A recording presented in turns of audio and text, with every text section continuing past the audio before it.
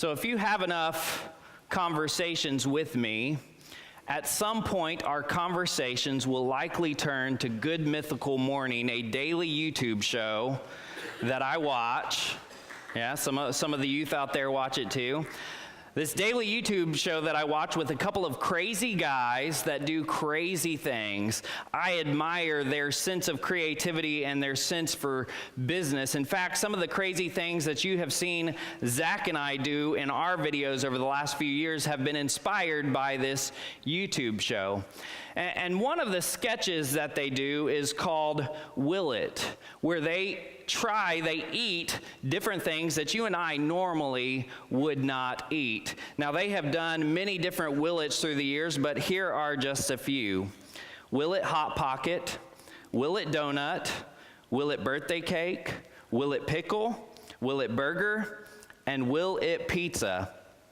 And one of the Will It pizzas that they tried was a beach pizza. Now, that doesn't sound too bad with the name alone, but here are some of the ingredients. Beach sand, coconut, and non-toxic sun tanning oil, all right, all on top of that pizza, right? And so needless to say, when they took a bite of that pizza and asked the question, beach, will it pizza? The answer was undoubtedly no, all right? But at the end of their sketches, they always end their Will It's by saying this: we tried it, so you don't have to, all right? So last week, we began this new series titled Moving Forward with Courage, the Life and Work of Joshua. And before we get into the book of Joshua itself, we're looking at a few different passages leading up to the book of Joshua. Last week, we were in the book of Exodus. Next week, we're going to be in the book of Deuteronomy. But today, we find ourselves in the book of Numbers, looking at chapters 13 and 14. You can begin turning there, Numbers chapters 13 and 14.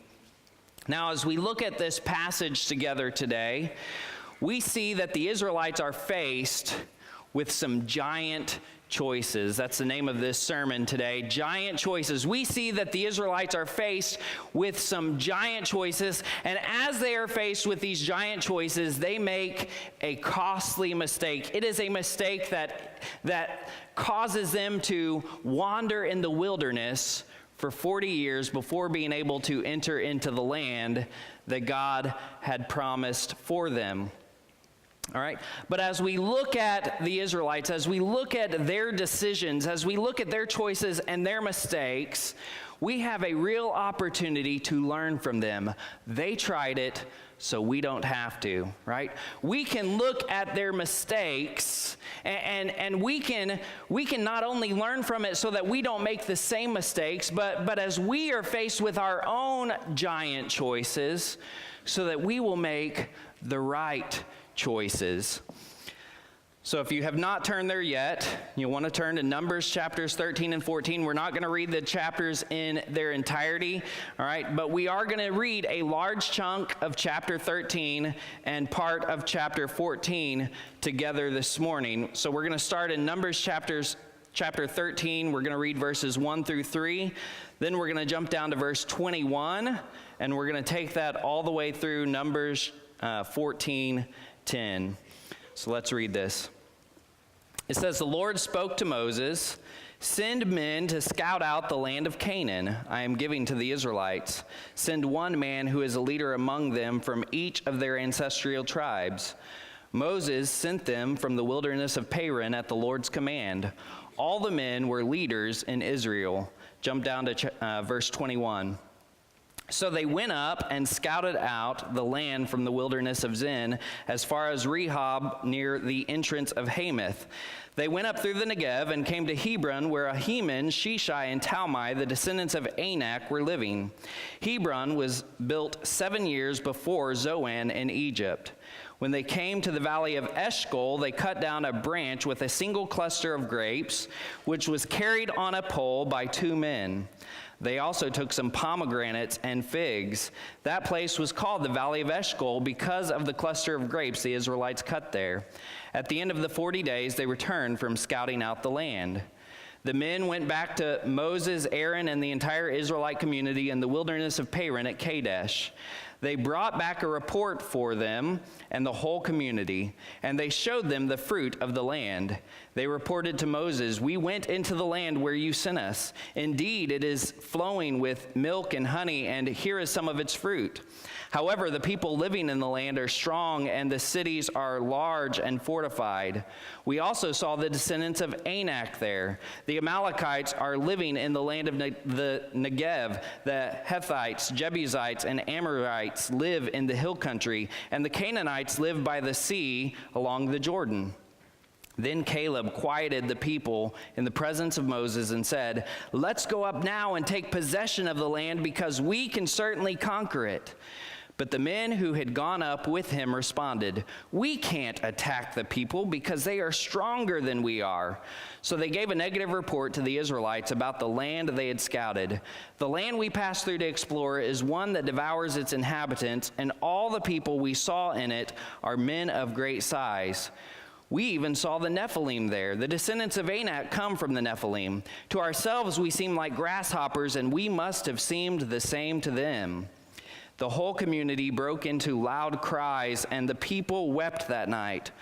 All the Israelites complained about Moses and Aaron, and the whole community told them, "If only we had died in the land of Egypt, or if only we had died in this wilderness. Why is the Lord bringing us into this land to die by the sword? Our wives and children will become plunder. Wouldn't it be better for us to go back to Egypt?" So they said to one another, "Let's appoint a leader and go back to Egypt." Then Moses and Aaron fell face down in front of the whole assembly of the Israelite community. Joshua, son of Nun, and Caleb, son of Jephunneh, who were among those who scouted out the land, tore their clothes and said to the entire Israelite community, "The land we passed through and explored is an extremely good land. If the Lord is pleased with us, he will bring us into this land, a land flowing with milk and honey, and give it to us. Only don't rebel against the Lord, and don't be afraid of the people of the land, for we will devour them. Their protection has been removed from them, and the Lord is with us. Don't be afraid of them." While the whole community threatened to stone them, the glory of the Lord appeared to all the Israelites at the tent of meeting. Now, as a precursor to my main points this morning, I want to make this important side note. As we read in verse 25, these men scouted the land the Lord had promised them for 40 days, but following their rebellion, following their refusal to enter into the land, they ended up wandering in the wilderness for 40 years. 40 days was this short time that God had allowed for them to respond in faith, to respond in obedience, but 40 years was a long time that God spent dealing with their disobedience. So what is a simple truth that we can learn from the Israelites here? If you hear nothing else today, right? If you check out after this, if you hear nothing else today, I want you to hear this morning. The choices you make today have a lasting impact on your tomorrow. The choices you make today have a lasting impact on your tomorrow. The choices that we make today as individuals and as a church body have a lasting impact on our tomorrow, on our future. What we do matters. Do not believe the lie that your choices are insignificant. Do not believe the lie that your disobedience, your rebellion, or your sin is only hurting you, or it's only for a short time. The choices that we make today have a lasting impact on our tomorrow. An entire generation of the Israelites had to die off before God allowed for them to enter into the promised land because of the choices that they made right here in chapters 13 and 14. So because our choices matter, and because we want to learn from the mistakes of the Israelites, they tried it so we don't have to. Because we want to make the right choices when we are faced with giant choices, we're going to discuss 3 things that we must do if we are going to move forward with courage. So first, to move forward with courage, we must remember God's promise. What was God's promise to the Israelites? Let's look at verse 1 of chapter 13 again. It says, the Lord spoke to Moses, send men to scout out the land of Canaan I am giving to the Israelites. Even before the men are sent to scout out the land, God had already promised to give them the land that he was sending them to. Therefore, even before they went, they had nothing to fear. Even before they saw the giants, they had nothing to fear. God had already made it clear that he was on their side, that he was going to give them victory if they would simply be obedient. This is why it's called the Promised Land, because God had promised to give it to them. Now, I try to steer clear from politics as often as possible, especially when I'm in the pulpit, but this is what I will say. I often dread presidential elections, right? Really any election, but especially presidential elections, between the campaigns, the speeches, the ads, right? I often feel like we are being fed a bunch of lies, right? Right? A bunch of false promises, right? And then once we have a new president, we kind of have to just sit here helpless, waiting to see whether or not they are going to fulfill any of the promises that they made, right? But here's the good news about God. He is not a politician, right? God is not a politician, so the promises that he makes can be relied upon and trusted. So there are just a handful of times in my life that I really felt like the Lord spoke clearly into my life in such a way that it made me stand in awe. Not to say that God doesn't speak to me clearly and consistently through his word. He certainly does that. But there are those times when we are challenged in our faith, when we desperately need to hear from the Lord and he reveals himself to us. One of these times was when Sarah, Emily, and I were moving down here to Fort Worth so that I could go to seminary. This was back in 2010. We had both quit our jobs up in Tulsa, Oklahoma. We were moving away from Sarah's family. We were moving away from my family. We had a place to live down here, but we knew it was only just a matter of months before we were going to be out of paychecks and we were going to be broke. And so this was a challenging time. We knew that God had called us, but it was scary, right? It was a scary time. And so the morning that we were moving, at that time I had my Bible app set up to give me a daily Bible verse. And so the morning that we were moving, my Bible app pops up with this verse, Genesis 12, 1 through 2. The Lord said to Abram, go out from your land, your relatives, and your father's house to the land that I will show you. I will make you into a great nation. I will bless you. I will make your name great, and you will be a great blessing. I read those verses on my phone, and I knew that God was going to take care of us if we simply walked in obedience. So after moving down here, within just a matter of a couple of weeks, Sarah got hired to teach for Fort Worth ISD in the position that she still holds. And it was just a couple of months before I was hired here at First Baptist Watauga at that time to lead the young adult group. And so as we were obedient to God, as we took that step of faith, not knowing what the future would hold, we knew that God was going to take care of us, and he has taken care of us. He continues to take care of us and continues to bless us. So to move forward with courage, we must remember God's promise. So let me pause here for a moment and ask you this. What has God called you to? What has God called you to as an individual? What has God called you to as a family? What has God called this church to as a church body? Sometimes when we receive the calling and we investigate the calling, right, it can be scary, it can be frightening because oftentimes it is bigger than us. Right? But so often God calls us to these things that are bigger than us so that we will have to trust him, so that we will have to take that step of faith. And what I have seen is that as we take that step of faith, God says, now you got to take another step of faith. Now another step of faith, right?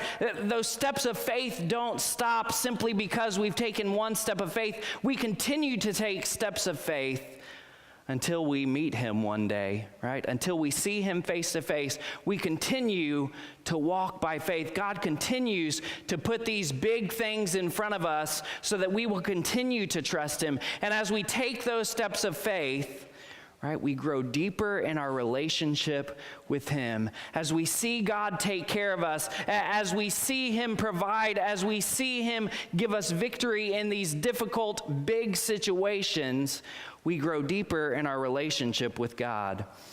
Even before the scouts were sent, God had promised to give them the land. Now, following the 40 days of scouting, while everyone else is fearful, Caleb and Joshua both remember the promise of God. Let's look at verse 30 of chapter 13. Then Caleb quieted the people in the presence of Moses and said, "Let's go up now and take possession of the land, because we can certainly conquer it." Chapter 14, verses 6 through 8. Joshua, son of Nun, and Caleb, son of Jephunneh, who were among those who scouted out the land, tore their clothes and said to the entire Israelite community, "The land we passed through and explored is an extremely good land. If the Lord is pleased with us, he will bring us into the land, a land flowing with milk and honey, and give it to us." Why did they have this assurance? Why could they say that God was going to give them the victory? Because they had seen God take care of them in the past, and they had a promise that God was going to take care of them now. So it's important to note that in Numbers chapter 14, when God tells the Israelites that an entire generation is going to have to die off before they're able to enter into the promised land, Joshua and Caleb are the exception. Joshua and Caleb get to enter into the promised land after that 40 years with the children of the generation that dies off. They get to enter into the land because of their faithfulness right here in chapters 13 and 14. What we do matters.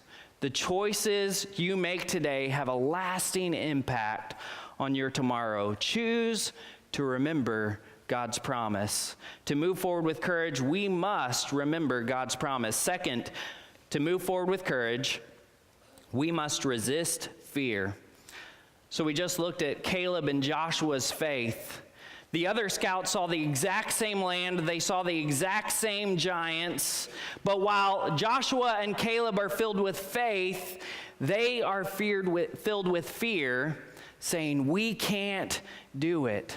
Let's look at chapter 13, verses 31 through 33 again. But the men who had gone up with him responded, "We can't attack the people because they are stronger than we are." So they gave a negative report to the Israelites about the land they had scouted. "The land we passed through to explore is one that devours its inhabitants, and all the people we saw in it are men of great size. We even saw the Nephilim there. The descendants of Anak come from the Nephilim. To ourselves we seem like grasshoppers, and we must have seemed the same to them." Now, there are several different views and discussions out there on who the Nephilim actually are. We don't have time for any of that discussion today, but this is what we can agree upon. These were large people. And as they went and scouted the land and they saw these large people, they felt like grasshoppers. They felt small and weak, and they said, "We can't do it." So most of you should be familiar with the superhero Superman and his weakness kryptonite. But did you know that kryptonite was first introduced in the 1940s during the radio serial as a way to give the voice actor a vacation? All right, so Superman would have a run-in with kryptonite, and then over the next couple of episodes on the radio, you would have a different actor moaning and groaning while the original actor was just getting some much-needed time off, right? Nothing big. He just needed a vacation, so here we go, kryptonite. But ever since kryptonite comes onto the scene, anytime kryptonite is there, right? No matter how strong Superman feels, when kryptonite is around, he feels weak.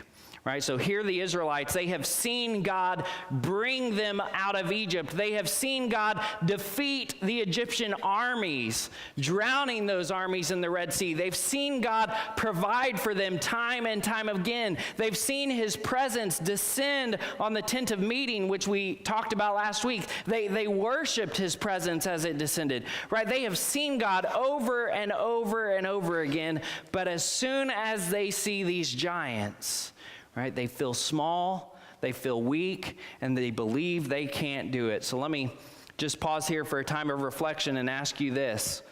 What is your kryptonite? What is it that has you feeling small, weak, and trembling in fear? So if I could just be transparent for just a moment, over the last few weeks, I've been dealing with my own fears and anxieties. Now, I realize that as I tell you this, your first thought is, what is he scared of? What is he struggling with, right? And really, the reason is not important. If I were to explain it, you would think, man, that's silly. You don't need to be afraid of that, right? But as I realize that I've been dealing with my own fears and anxieties, I have to wonder, how many of you out there are struggling with fears and anxieties of your own? So let me ask you again, what is your kryptonite? What is it that has you feeling small, weak, and trembling in fear? What I have learned through the years as I have gotten older is that many times our fears are not grounded in truth, but they're rooted in speculation. Right? Our fears are not grounded in truth, but they're rooted in speculation. Many times we are fearful because what we are telling ourselves about the future, because of what we tell ourselves, what we speculate about the future. For example, what has you fearful about sharing the gospel with a friend, a family member, a coworker, or a neighbor? Is your fear grounded in truth, or is it rooted in speculation? Right? Many times we are fearful to share the gospel because we are speculating about how someone is going to respond to us. And what we have learned over the last several weeks as we have sent teams out as a church body, as we have gone out on Sunday nights into the community to share the gospel, our fears are not grounded in truth, but they're rooted in speculation, right? Have some people said they're not interested? Yes. Have some people shut the door in our face? Yes. Right? But even in those times, it has not been scary, right? Unfortunately, all too often, our fears prevent us from accomplishing what God has called us to do. All too often, our fears prevent us from accomplishing what God has called us to. The Israelites have been called to go into Canaan. They have been promised Canaan, and they have a God big enough to give Canaan to them. But what stops them? Fear, right? So don't let fear stop you from doing what God has called you to do. We cannot let fear stop us as individuals or as a church body from doing what God has called us to do. To move forward with courage, we must remember God's promise. To move forward with courage, we must resist fear. Finally, this morning, to move forward with courage, we must remain focused on the future. Let's look at verses 1 through 4 of chapter 14 again. It says, "Then the whole community broke into loud cries, and the people wept that night.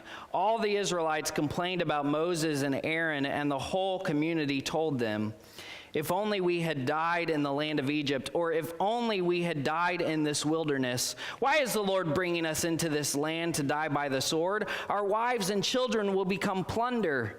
Wouldn't it be better for us to go back to Egypt?' So they said to one another, 'Let's appoint a leader and go back to Egypt.'" So the Israelites have heard the negative reports from the scouts and about the land and the people there, right? And really now they have two options. They can reject this report. They can say, "We still believe that God can do it," right? They can listen to Caleb and Joshua and they can say, "Let's go." They can reject the reports of the other spies, or they can respond in fear. And it's clear from these verses that they have responded in fear, and as they respond in fear, as they are overcome with fear, they begin looking backwards. And as they look backwards, they begin to long for the past.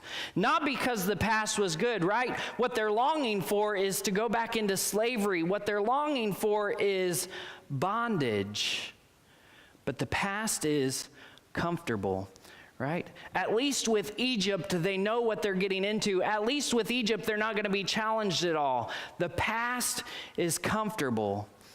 So as you examine your own heart today, can you see some of that Israelite attitude in you, that when things get challenging, when things get tough, instead of continuing to look forward to the future, you want to retreat back to comfort, to just retreat back to the past, to retreat back to simply doing what's easy. But God has not called us to go back. As individuals or as a church body, God's desire is to continue to move us forward, to continue to move us forward as individuals in our relationship with Him, to continue to move us forward as a church together. And so if we're going to do this, if we are going to move forward with courage as individuals or as a church body, it's not going to be by looking backwards. It's going to be by remaining focused on the future. So let me bring some application to this for us as a church body right now. Right now, we are in the middle of raising funds for this remodel to provide a safe and secure area for our preschoolers. Our desire is to accomplish that this summer we would be able to provide a new, updated, safe, and secure area for our preschoolers. Many of you have made commitments to give already. And we have already seen God provide in a miraculous way, as we have already raised more than half of those funds. But I also know that there will be challenges ahead. As you seek to fulfill those commitments, there will likely be challenges that you face in your faith and in your giving. And there will be challenges for us as we approach that time, that it's time to turn the construction team loose. Right there, there's going to be some challenges of faith that we face. And the temptation in all of this, as we face those challenges, could be to simply say, let's do what's comfortable. Let's do what's easy. Maybe we don't even need to do the remodel. Maybe we just need to just leave it the way it is, right? The challenge will be to continue to move forward in faith, even when things get scary. So, since we're talking about remaining focused on the future, let me help you to do that visually this morning. We did this earlier, right? We had the children up here singing for you. Now we've got a few pictures that are going to be on there, and you can just kind of slowly go through those pictures. These are the faces of the future of First Baptist Watauga. These are our preschoolers. These are the kids that we want to provide a safe and secure area for. Now, these pictures were taken on Wednesday night during Awana, but these children are the future of First Baptist Watauga. And that tagline that we have as we say we are moving forward is to secure the future. Our desire is to secure these children in a safe area. Our desire is to secure the future of this church as we do this remodel, as we move forward together. The choices we make today have a lasting impact on our tomorrow. So if you have already committed to give and you have already been giving faithfully, then I would just encourage you to continue in your faith, to continue in your commitment, to continue to give. Maybe you haven't given yet. Maybe you're still praying about it. Let me just encourage you to be a part of what God has called us to as First Baptist Watauga. Be a part of moving forward with us. Be a part of what God is doing to secure our future. The choices we make today have a lasting impact on our tomorrow. So if we're going to move forward with courage, we must remember God's promise. If we're going to move forward with courage, we must resist fear. And if we are going to move forward with courage, we must remain focused on the future. So I'm going to invite Zach and the praise team back up here, and we're going to have a time of response this morning.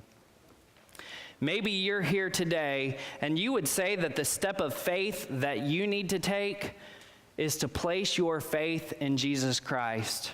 Right now, you can't move forward spiritually speaking because you have never asked Jesus to forgive you of your sins. You have never submitted your life to him to make him your Savior and your Lord. But today, you are ready to say, I want to move forward with Jesus. If you're here today and you would say you have never given your life to Jesus Christ, but today you want to take that step, you want to give him your life, to make him your Lord, then during this last song, I would invite you to come down here. I'd like to talk with you. I'd like to pray with you. Maybe even get you connected to one of our counselors. Maybe you're here today and you would say you've been struggling with some fears and anxieties of your own, and today you need to just kneel down at the altar. Today you need to lay those fears and anxieties down at the feet of Jesus. You can do that right where you're at, but maybe you need to physically get out of your chair and come down here and kneel and just turn those fears over to him. Maybe one of the fears that you have been facing is making your faith public. You've given your life to Christ, but you have never taken that next step to be baptized. And today you would say, I'm ready to make my faith public. I'm ready to commit to baptism. If that's you today, I would invite you during this last song to come down. I'd like to talk with you, pray with you, maybe get you connected to one of our counselors. Maybe you're here today and you would say, I've been visiting First Baptist Watauga, and I know that God has called me. God has called my family. God has called us to make this our church home. If that's you today, then I would invite you to come. I'd like to talk with you and pray with you. But whatever it is that God has called you to, choose to obey. The choices we make today have a lasting impact on our tomorrow. During this time, choose to obey. I'm going to pray, Zach's going to play, and you can come. Let's pray.